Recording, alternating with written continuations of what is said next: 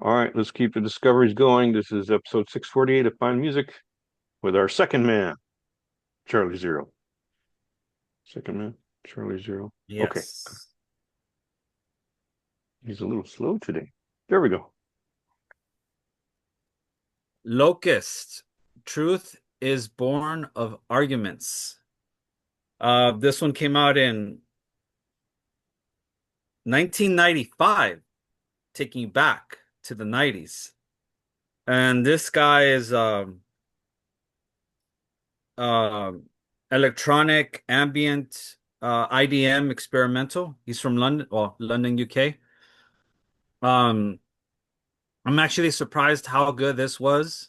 And I found this album by accident through this YouTube YouTuber who uploads constantly every day very obscure trip hop electronic music from the 90s that I didn't knew these artists exist because they're very underground. So yeah, so I'm gonna play this one right here.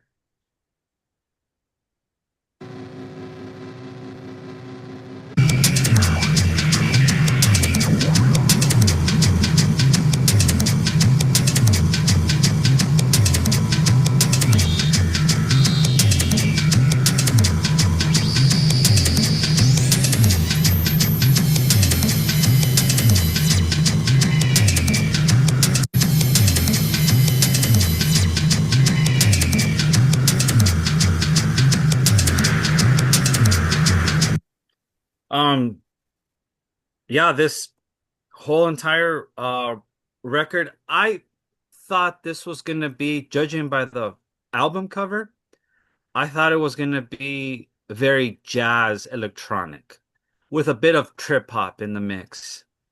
And sure enough, I was wrong because almost everything in all these tracks were uh 11 tracks, sorry, 11 tracks was just incredible stuff. And I can't believe nobody at the time had ever bothered even mentioning this guy Locust to me.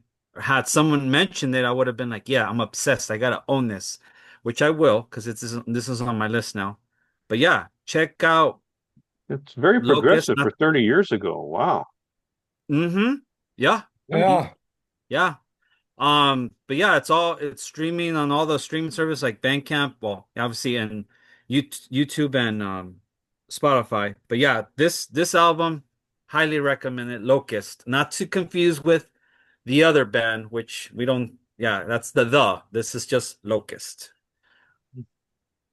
Next one. So my favorite, Second Woman.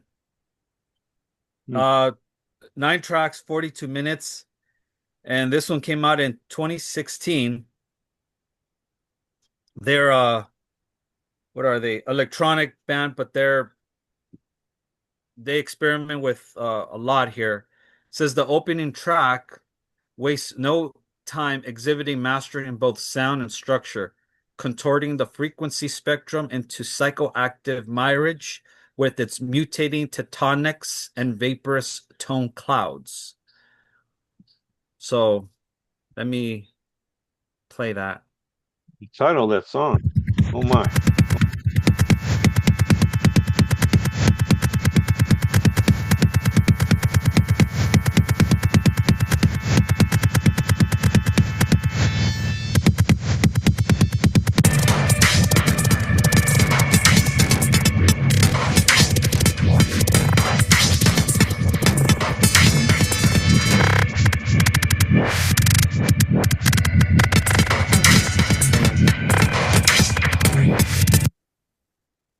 Yeah, this one really um made me sink deep within this music, both mentally and meditative, for me, if you will. Um, they definitely used a lot of analog. I don't know what other programs they used to pull this one off, but they did a really good job. They keep it very different each track. They don't waste any time. Um, but this album though, Especially the cover. It looks very mysterious. Something's happening in the background. I don't even know what, but I love it. Hmm. So check What out year Second is this Woman. album? What year is it? It came out in 2016. Wow. Yeah. Um, but yeah, I think this is the first album because it's self-titled Second Woman. So they have a second album. I don't know what I haven't gotten around to it, but this one's my favorite. So I got to check out that other one. But check it Okay. out. YouTube and Spotify is available. And this one, um, JH1.FS3, Trials and Tribulations. They've been on my radar for some time. It's 10 tracks, 44 minutes, and this one came out in 2019. And they're from Los So, Angeles. yes, they've Hmm. only released, supposedly, this is their second album, the 2017 Loyalty, but on Spotify and YouTube, it only pops up Trials and Tribulations for whatever reason. I don't know why. It only, those that's the only album that appears on there. Hmm.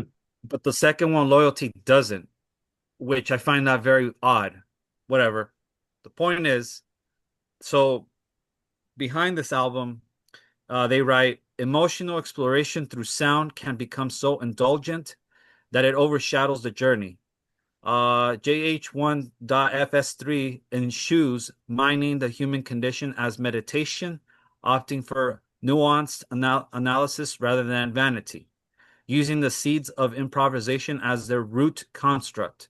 The duo work without code, vocabulary, or genre. Instead, they systematically work as individuals in tandem, using separate and varied sounds and sources to create gauzy collages of ideas, sound, and visceral sense reaction.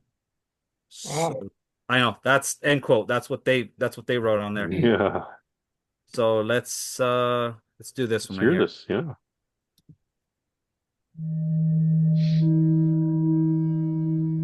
Every little detail.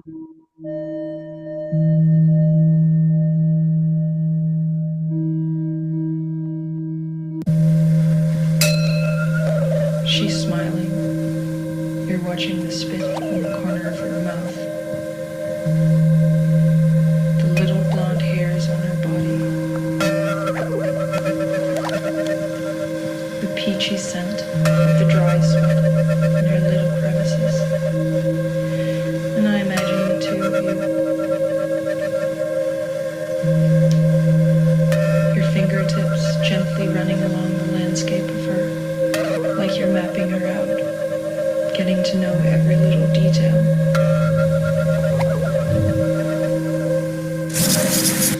Your hands between her legs. You wrote how making this mistake against her. Um, yeah, this track, the second one's the darkest one. Uh, it it it it is meditative, the whole thing, but there are moments where you get those little scratchy, eerie sounds, but they do this on purpose to get the listener Feels to like relax noir, for a don't while. do you Huh? think? It feels like noir. Yeah, It's dark. yeah, and they get you after while you listen, you're like, oh, this is really cool, and then all of a sudden they do that distortion or cracks, and kind of that's the whole point of getting the senses to wake up or getting you to wake up and see Hmm. what is actually happening or what is actually happening to you or what you're feeling at the moment, what kind of emotions are going about. But definitely this group, I wish they would have continued. I hope they do because I would like to hear more of their music. They're really amazing, even live, watching them on YouTube. Great, great. So yeah, Trials and Tribulations. Check out JH1.FS3 here, Bandcamp, Spotify, and YouTube. And now we And interrupt this program for a special report from Charlie Zero. yeah, and then got me Tron Ares 9 Inch Nails soundtrack. Oh, Um, wow. This one came out on Friday, and let me report that Thursday leading up to midnight, this got released all over every streaming service, and I could not help myself as a little nerd that I am just to fucking I'm sorry, just to listen to this and be really, really nerdy out and excited just because this is Nine Inch Nails and it's not Trent Reznor or Atticus Ross, Nine Inch Nails. And Disney told them, don't do it. It's You your said the story. D word. Yeah, sorry. Yeah. Oh, sorry. They They even said pulled it from the advertising. Did you notice? they said Yeah. that, hey, why don't you go buy Nine Inch Nails? Which was very odd from the higher ups because I think someone up there is really a fan of them. So they decided, no, just go buy Nine Now Inch Nails. this is what they're thinking Oh. of right here. Uh-huh. Uh-huh. Yeah. So, as you can see, got the inside there, you see Trent hiding in the shadows and Atticus Ross. Oh God, I love this guy. And you get this old school CD that it's reminiscent to early Pretty Hate Machine, but with you know, Nine Inch Nails. To me, that's what it reminded me of, or callback to Pretty Hate Machine. And you got tracks here, in it, Forked Reality, As Alive as You Need Me to Be. That one was really the hit, and I saw that live twice. Singing it, shouting at the top of my lungs, lost my voice, worth it. As Alive as You Need Me to Be came at a great time because I myself have been feeling a lot of other things. And he spoke to me as he speaks to everybody. This is what music is all about. Echoes, this changes everything. I really love that one. In the image of, I know you can feel it. If you haven't heard that track, number 7, I know you can feel it. I read some comments, and a lot of people were comparing that song to early Massive Attack trip hop, Oh. which could not be further from the truth because it does have that little sense like a callback. And then the other one is Permanence, really, really good. Infiltrator. There are 2 tracks, if I'm not mistaken, 2 or 3 tracks. Someone can correct me, but 2 or 3 tracks on this that Trent and Atticus do a callback and pay homage to um, Clockwork Orange of Stanley Kubrick because it's Oh. straight up right there with the original composer Carlos. Wendy Um, Carlos, I was just gonna say, it is a tribute yeah, to Wendy yeah, Carlos. I was reading about yes, that too. yeah. So when I was hearing it in my car, I told my girlfriend like, do you hear like Stanley Kubrick, Clockwork Orange, or maybe like Shine? Hmm? Like, yeah, I Yes, hear sir. that like so much. I'm like, yeah. So they did it on purpose. Then the song 100% Expendable, really great. Still Remains. That one was pretty much that song kind of gave me a call back to Quake, the soundtrack of the video game. A bit of Fragile, little mix of more, a little mix of both of that. Who Wants to Live Forever? That one was very melodic, very sweet, uh, very very sad, but he has a special guest too, a female singer. I His forget wife her name. sings on that. Huh? That's his wife. Actually, I thought so, but it wasn't. It's the Spanish singer. Her name, Uh-oh.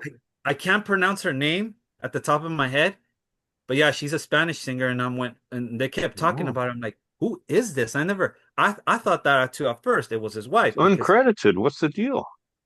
yeah. So I don't know. And then Building Better Worlds, I am The so B-side, yeah. yeah, really, really good. Targeted, Identified, Demonized. That one was really good. Empathetic Response.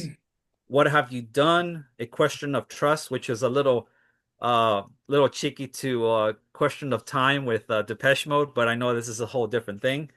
Hmm. Ghost in the Machine, No Going Back, Nemesis, New Directive, Out in the World, and Shadow Over Me. Shadow Over Me, the last track, that really is the definition of Nine Inch Nails having like a callback to Hesitation Marks, to The Slip.